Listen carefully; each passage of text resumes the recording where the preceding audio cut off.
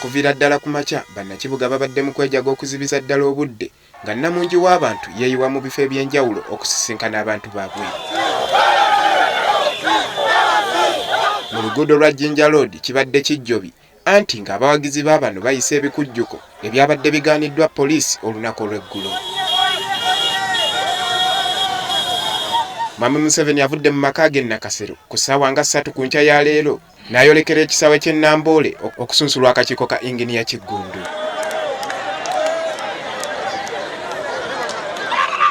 Museveni wanaawerekeddwako mukyala we Janet Kataha Museveni. Mu balala abamuwerekeddeko mubaddemu ebikonge mu kibiina kya NRM, ssaabawandiisi w'ekibiina Kasule Lumumba, abamyuka b'abassentebe b'ebitundu eby'enjawulo mu kibiina n'abalala bangi.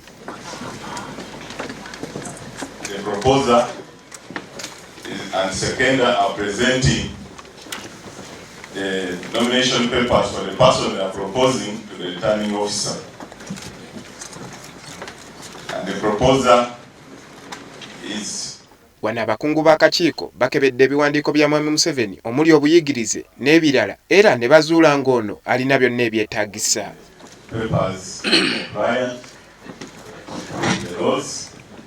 Bw'atyo Mwami Museveni asunsuddwa era Inginiya Kiggundu n'amulangirira ng'alina ebisaanyizo ebyetaagisa omuntu okuvuganya ku bukulembeze.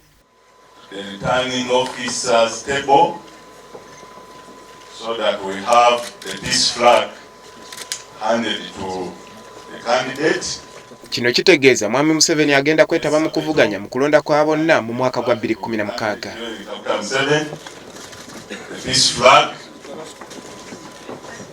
as an indication and commitment for Mwami Museveni asembeddwa Ssaabaminisita Dr. Ruhakana Rugunda ko ne Minisita w'abavubuka Evelyn Anite. Oluvannyuma Mwami Museveni ayogeddeko ne bannamawulire. We created the constitution to guard the constitution, and that's why it has never been interfered with. Wano waavudde n'ayolekera ku kisaawe Kololo okusisinkana abawagizi be ababaddeyo mu bungi ddala.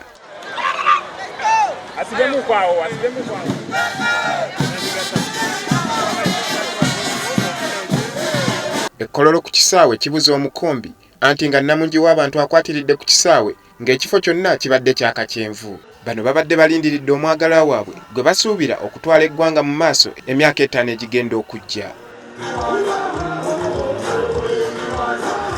Abayimbi be basoose okukoola by'ennyimba era ng'olusinza okukwata bannakibiina lwe lwatubonga naawe nga bano basanyusizza abantu.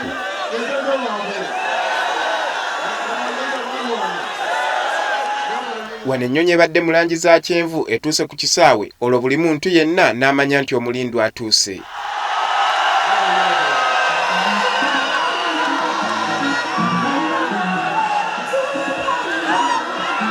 Ennyonyi eno ebaddeko ebipande bya kyenvu era bisenga ewunikiriza buli muntu yenna.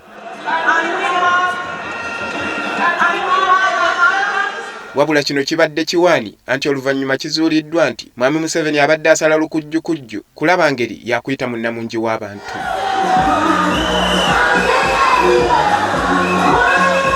Abadde tannaba na kubugumya mbooge ekire ky'enkuba gye kivudde empaawo ategeddeyo olwo n'abantu ne babuna emiwabo.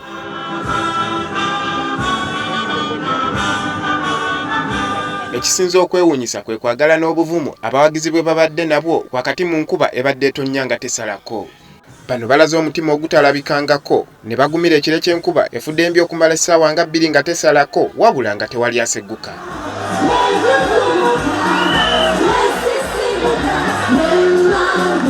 Mwami Museveni asigadde agenda mu maaso n'okwogera eri abantu.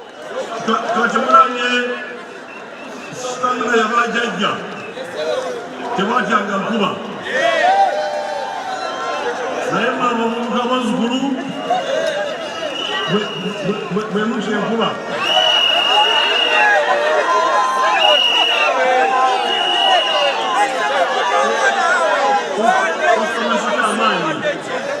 Wano Mwami Museveni atongozza oluyimba lwatubonga naawe mu butongole olwo nno ekisaawe kyonna ne kikyankalana.